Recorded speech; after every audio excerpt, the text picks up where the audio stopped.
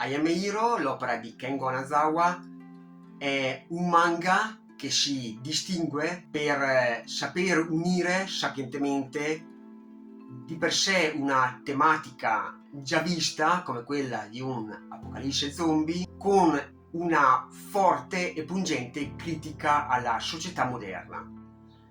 Questo titolo mi piace più definirlo come genere di appartenenza al genere psicologico, perché è proprio su questo aspetto che il nostro mangaka pone più l'accento, concentrandosi e scavando nella psicologia del nostro protagonista Hideo Suzuki in primis, ma anche degli altri personaggi e più in generale dell'uomo per l'appunto.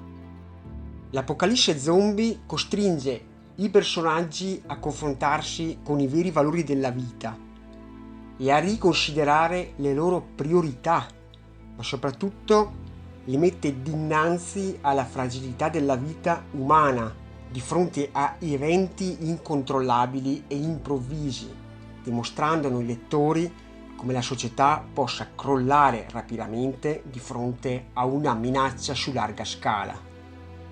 Da questa minaccia, che diviene realtà e parte integrante di ogni individuo, emerge l'aspetto di sopravvivenza. I personaggi sono costretti a compiere delle scelte difficili e a mettere in discussione la propria moralità.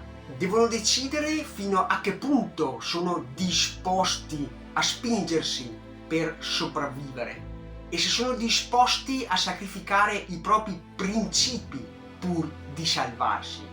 E da questa condizione Kengo Hanazawa fa emergere un'altra problematica che viene accentuata ancora di più con questa apocalisse, ovvero quello dell'isolamento sociale e della solitudine. Le persone sono sì talvolta riunite in piccole comunità, ma spesso il singolo è costretto a restare addirittura in certi ambienti ristretti della casa, creando un profondo senso di solitudine e alienazione. Devono imparare a fare i conti con la propria compagnia e trovare la forza interiore per andare avanti da soli. Ad una certa, proprio per colmare questo vuoto interiore, saranno aperti diversi forum su cui le persone potranno confrontarsi, scrivere e avere un conforto morale ed emotivo gli uni con gli altri. Direttamente collegato a questo aspetto possiamo dire che vi sia anche lo spirito di collaborazione, al fine di trovare una soluzione a questo apocalisse, esaltando al contempo la capacità dell'uomo di resistere e di sperare. I personaggi trovano il coraggio di andare avanti grazie all'amicizia, all'amore e a quel desiderio di speranza verso un futuro migliore. Tuttavia, se da un lato abbiamo appunto questo desiderio reciproco di aiuto, dall'altro lato assistiamo al crollo di tutte le regole sociali che permettono una coesistenza pacifica di tutti gli abitanti e l'emergere di un egocentrismo individuale che sfocia in un istinto più animalesco, violento, di prevaricazione e fatto di follia. Come sappiamo, la società giapponese è caratterizzata da relazioni sociali formali, rispettosa delle regole e degli uni verso gli altri, con un'importante vita familiare e una forte presenza di tradizioni e cultura nella vita di tutti i giorni. E il nostro mangaka, nella prima parte del manga, cosa fa invece? Se all'apparenza il popolo giapponese ci sembra un robot che incarna la perfezione, almeno in pubblico, Kengo Hanazawa invece ci mostra tutti quei difetti, quei tabù della società giapponese, mostrandoci i giapponesi da un punto di vista più intimo. Li rende umani nei loro gesti quotidiani, come può essere il ruttare, l'andare in bagno, comprare degli assorbenti, cambiarsi le mutande. Insomma, ci ripresenta nella vita di tutti i giorni.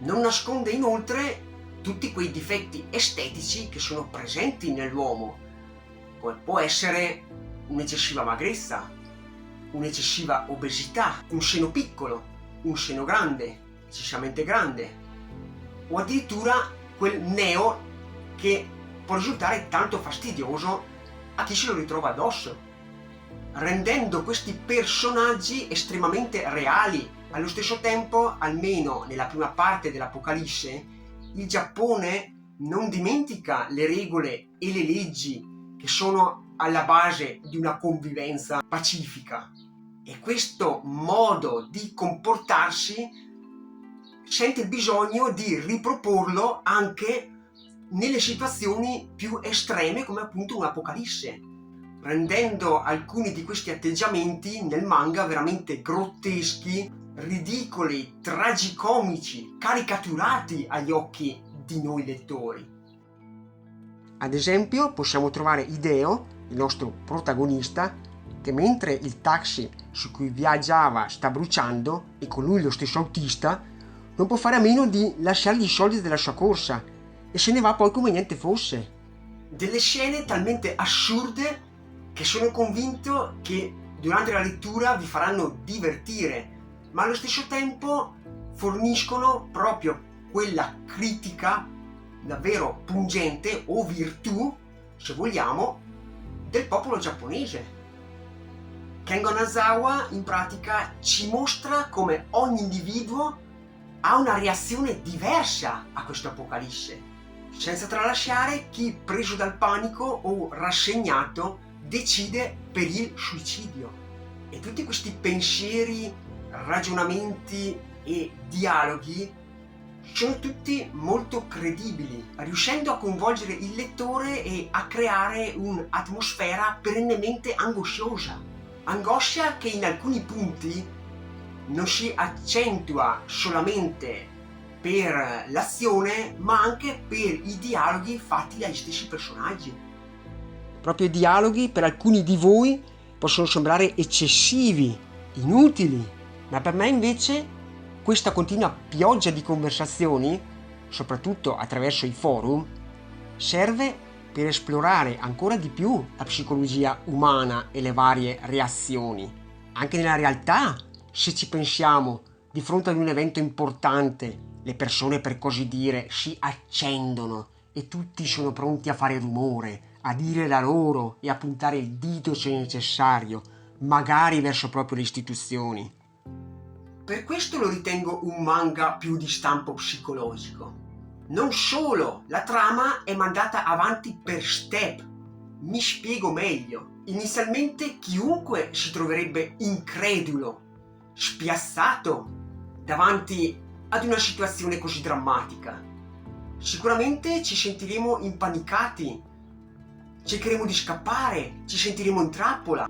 Superata la fase di spavento, si cercherà di metabolizzare e di cercare una soluzione al problema. Si cerca in un qualche modo di restare a galla, se vogliamo. E questa è la prima parte del manga, più o meno i primi 12 numeri. Dopodiché passiamo alla fase del raziocinio, dove l'individuo coinvolto ha bisogno di capire come muoversi durante questa fase.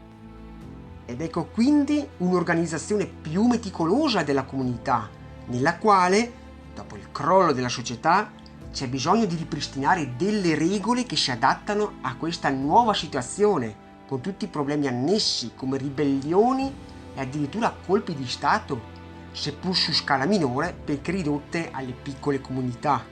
C'è bisogno inoltre di un nuovo credo, di una nuova forma di religione a cui aggrapparsi, e detto fatto, Kengo Hanazawa ci butta dentro anche questo.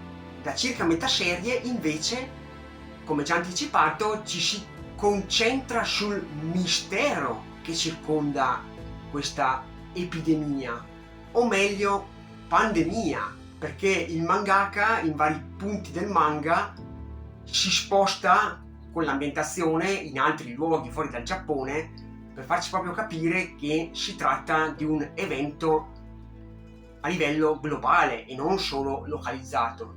Ci si concentra sul capire quali siano le cause perché ad una certa anche a noi lettori viene proprio quella curiosità, grazie agli eventi raccontati, di capire, c'è bisogno di capire.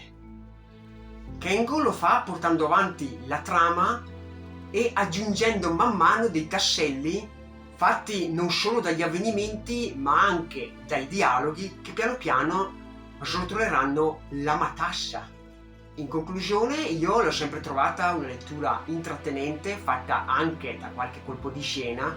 Uno in particolare, almeno per me, l'ho trovato piuttosto impattante. L'ho sempre trovata una lettura coerente e originale, per quanto lo può essere questo tipo di narrazione, perché presenta comunque al suo interno dei paletti che sono inevitabili. La parte di mistero che aleggia su questo Apocalisse a me non è piaciuta molto, ma l'ho trovata comunque un'idea abbastanza originale o perlomeno particolare. Se devo essere pignolo, avrei preferito che questo I Am a Hero, potrebbero essere scelte tecniche della rivista oppure semplicemente gli andava così, che l'opera si componesse di 18 volumi e allora in quel caso secondo me sarebbe stata perfetta. E ciò non vuol dire che sia stato allungato, ma semplicemente Kengo ad un certo punto ha voluto integrare la storia principale con un'altra o altre storie parallele che sul finale vanno proprio a ricongiungersi con quella principale. Non posso tuttavia non evidenziare in alcune parti un po' di ripetitività, anche se comunque non è poi così esagerata. Infine 2 parole anche sullo stile di disegno. Ken Hanazawa usa molto spesso la tecnica stilistica del fotorealismo, ossia del ricalcare i personaggi su scatti fotografici reali, come l'abbiamo visto fare da un altro autore importante come Inyo Asano. Questo sistema di disegnare può non piacere a tutti, ma per il tipo di storia io lo trovo ben calzante. Reputo un'ottima capacità dell'autore anche quella di riuscire a dare espressività ai suoi personaggi. Menzione d'onore va alla regia delle tavole. In più occasioni ci sembrerà di assistere ad un film, proprio per il taglio cinematografico delle tavole e le sequenze di azione che sono divise come dei veri e propri frame. A chi lo consiglio? Beh, sicuramente a chi piacciono gli zombie, a chi piace un'ambientazione apocalittica e survivor, con delle atmosfere che, se vogliamo, richiamano la sua controparte americana di The Walking Dead, e credo che questo mangaka o lo si ama o lo si odia, difficilmente ci si può trovare nel mezzo. Una nota personale anche sul confronto con l'altra sua opera arrivata da noi sempre per J-Pop, ovvero Under Ninja.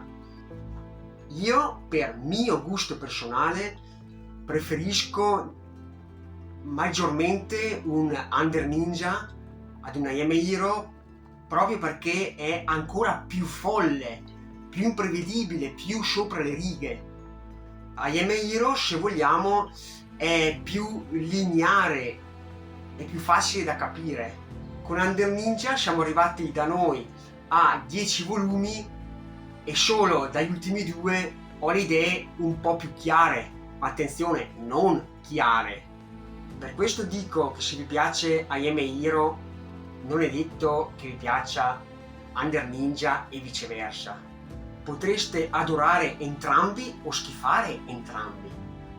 Sappiate che un I Am a Hero ingrana già più o meno dal secondo volume, mentre un Under Ninja chissà mai se ingranerà, ma è proprio questa aria di follia e di no sense che lo rende, secondo me, più appetibile, più unico rispetto ad un I Am a Hero.